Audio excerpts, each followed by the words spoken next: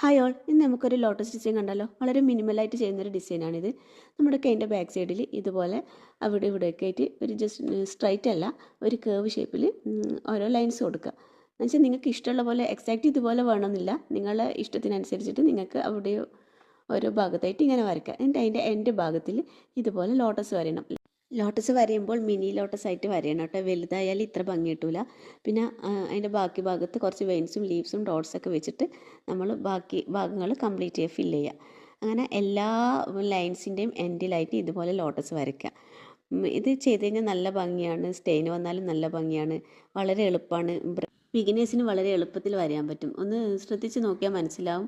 സിമ്പിളാണ് ലോട്ടസ് വരയാൻ.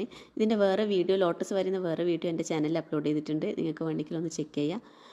അപ്പോൾ ഇത് കംപ്ലീറ്റ് ആക്കിയിട്ടുള്ള ലുക്ക് ഞാൻ കാണിക്കാം, ഫൈനൽ ലുക്ക് ഞാൻ കാണിക്കാം. അപ്പോൾ ഇന്നത്തെ വീഡിയോ ഇത്രയേ ഉള്ളൂ. ഇഷ്ടപ്പെട്ട ഷെയർ ആക്കുക, ഫ്രണ്ട്സിനെല്ലാം ഷെയർ ചെയ്യുക. അപ്പോൾ ബൈ ബൈ. നെക്സ്റ്റ് വീഡിയോയിൽ വീണ്ടും കാണാം.